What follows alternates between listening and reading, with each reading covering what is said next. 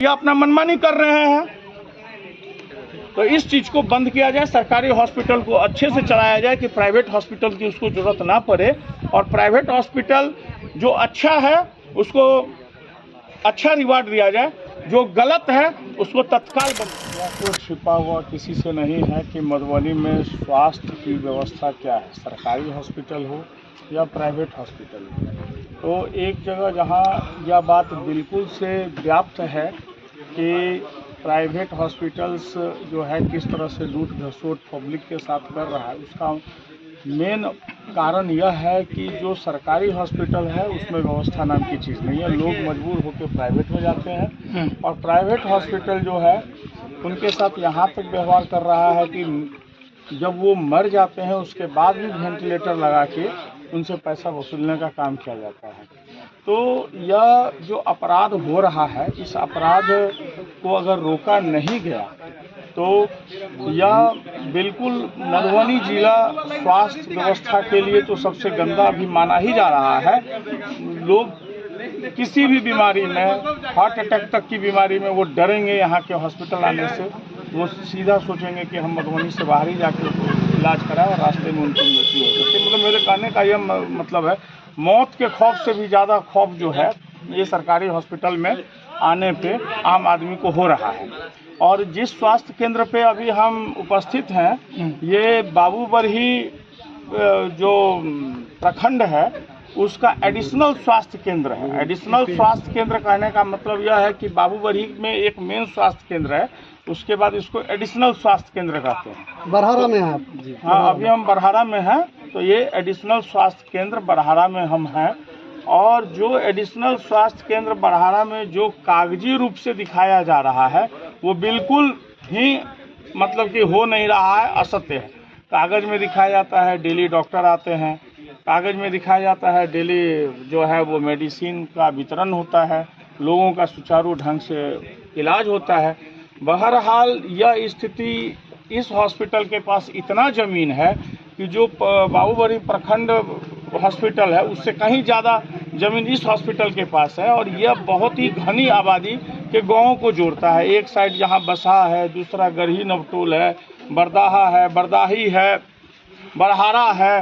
तो जब कोई घटना घटती है किसी के साथ और हॉस्पिटल का जरूरत पड़ता है तो नज़दीकी हॉस्पिटल में वो जाने के लिए चाहते हैं। तो इस हॉस्पिटल में अगर मान लीजिए कि रात में कोई जो डिलीवरी पेशेंट है उसका डिलीवरी होना है तो इस हॉस्पिटल में आके उसको वापस जाना पड़ेगा, उसका यहाँ पे डिलीवरी नहीं होगा। तो सरकार को मैं सबसे पहले यह कहना चाहता हूँ कि घनी आबादी के क्षेत्र में यह हॉस्पिटल है और यह जो अत्याचार हो रहा है बाबूबरही के साथ, इस अत्याचार को वो बंद करें। जो यहाँ पे व्यवस्था है सबसे पहले उस सरकारी व्यवस्था जो दिए हुए हैं उसको वो सुचारू ढंग से तुरंत चालू करने का काम करें। इसके बाद इसका जीर्णोद्धार करें। इसके काफ़ी ज़मीन है और यहाँ पे एम्बुलेंस की व्यवस्था, इसका जीर्णोद्धार करें कि गांव के जो आम लोग हैं, जो गरीब लोग हैं, जो इस पे आश्रित हैं, वो इसका फ़ायदा उठा सकें। तो इस अपराध को बंद करें। नहीं अगर इसको सुचारू ढंग से चालू किया गया तो फिर बाबूबरही में जो है तो बहुत ही बड़ा एक आंदोलन किया जाएगा, जन सैलाब उमड़ेगा। तब सरकार को अपनी गलती पे पछतावा होगी कि वाकई रूप से हमारे पदाधिकारियों ने गलत किया है। हमने बहुतों बार राष्ट्रपति महोदय जी को पत्र लिखा, स्वास्थ्य मंत्री महोदय को पत्र लिखा, ACS हेल्थ को पत्र लिखा और इंक्वायरीज वगैरह हुई है। सिविल सर्जन जो अभी मधुबनी के हैं वो क्या ये खेल खेल रहे हैं भाई, उनका हमको ये समझ में नहीं आ रहा है। जो प्राइवेट कहीं फर्जी नर्सिंग होम चल रहा है या प्राइवेट में कोई भ्रष्टाचार चल रहा है उसको वो बंद कर देते हैं, फिर जाके उसको खोल देते हैं। मतलब वो सेकेंड सरकार हो गए हैं, सरकार का वो मिसयूज कर रहे हैं। अरे उनको चाहिए कि अपने मधुबनी जिला में, मधुबनी जिला के अंतर्गत ये बाबूबरही आता है, उनको चाहिए कि वो खुद से विजिट करें और खुद से विजिट करके देखें कि सरकार के द्वारा जो मुहैया कराई जा रही है वो मिल रहा है कि नहीं मिल रहा है। इसके उपरांत वो क्या करते हैं, बंद कर दिया, खोल दिया, बंद और खोल का काम कर रहे हैं ये सिविल सर्जन जो मधुबनी है। दूसरी बात हम यह कहना चाहेंगे, ये कुछ फर्जी नर्सिंग होम वगैरह सब खोल के बड़ा बड़ा प्रचार करता है, बड़ा बड़ा बोर्डिंग का बोर्ड लगा के काम कर रहा है। ये सब जो फर्जी कर रहा है इसको तुरंत बंद किया जाए, इंक्वायरी किया जाए। सिविल सर्जन को इंक्वायरी करना चाहिए, इंक्वायरी करके इसको बंद करना चाहिए। जो स्वास्थ्य के साथ अपराध हो रहा है, जो कोई रोग से बिलख रहा है, मर रहा है, उसको तुरंत उपचार चाहिए। उसके साथ जो कोई अपराध करता है उसको तो किसी भी तरीके से क्षम्य करने योग्य है ही नहीं। जब हम आपको अभी बताएंगे, कुछ दिन पहले नवजीवन हॉस्पिटल पे जिस तरह की घटना हुई वो लिखित रूप में सामने आई। खुद सिविल सर्जन ने कहा इसने गलत किया है। ओटी का नोटबुक मांगा गया, डॉक्टर आते हैं जाते हैं, उसका रिकॉर्ड मांगा गया। आज पेशेंट जीवित है तो आपने 50,000 या 25,000 फाइन लगा दिया। वो पेशेंट अगर मर गया होता या वो महिला पेशेंट जिसके साथ नग्न अवस्था में रखा गया, अगर उसको कुछ हो जाता तो क्या ये 50 और 25,000 फाइन करके छोड़ते? तब क्या ये अपराध बदल जाता? तो मैं यह सिविल सर्जन को भी कहना चाहूँगा कि इस तरह का एक्शन लेने से वो बाज आ जाए और प्रॉपर एक्शन लें, जिससे कि ये स्थिति यहाँ पे सुधर जाए।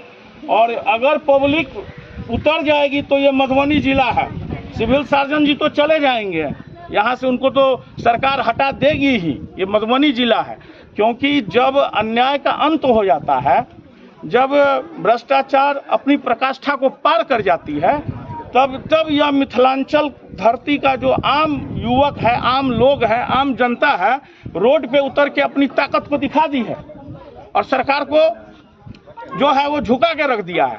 तो सरकार के तरफ हमारा सीधा निशाना अभी नहीं होके मेरा पहला निशाना सिविल सर्जन है।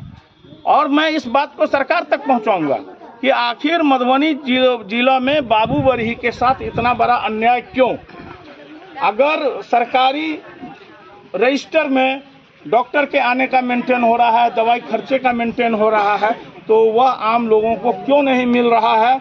और सिविल सर्जन खुद इसकी जांच क्यों नहीं करते हैं? और आम लोगों के बीच में जाके रिव्यू रिपोर्ट क्यों नहीं लिया जाता है?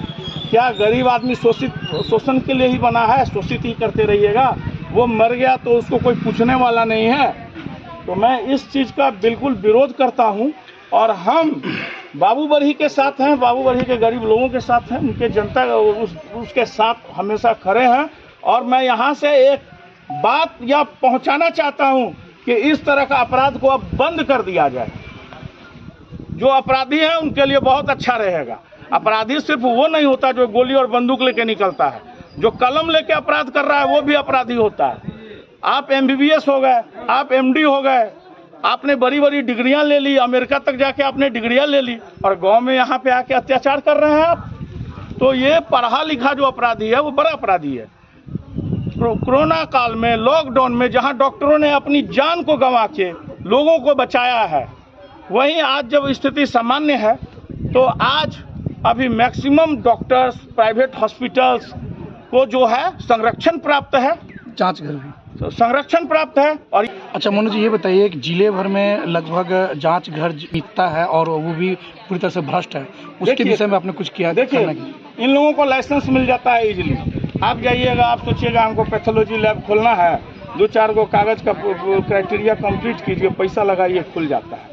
मतलब और सब स्टेट में जैसे स्ट्रिक्ट है वैसा नहीं है। तो सरकार से हम कहना चाहेंगे, किसी भी नर्सिंग होम को परमिशन देने से पहले, किसी को पैथोलॉजी को परमिशन देने से पहले ऐसी प्रक्रिया से उसको गुजरना पड़े कि इन लोगों को लाइसेंस रद्द होने के बाद जेल का सीधा प्रावधान हो।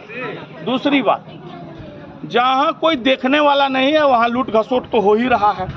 जिसको मन जैसे वो वैसे लूट घसोट कर रहा है। और जो ईमानदार डॉक्टर हैं उनको कहीं ट्रांसफ़र करके कहीं कोना में दे दिया जा रहा है। तो चोरी बाजारी तो है ही। अब बंदरवाड़ जो करता है डॉक्टर, ये देखिए सबसे बड़ी चीज़ है इंसानियत। इंसानियत से बढ़ के कुछ नहीं होता है। डॉक्टर के अंदर में इंसानियत होनी चाहिए। अगर कोई पेशेंट जल के पहुंचता है, हार्ट अटैक होने के पोजीशन में पहुंचता है या गर्भावस्था में पहुंचता है, तो उसको डॉक्टर को सबसे पहले इंसानियत का परिचय देना चाहिए।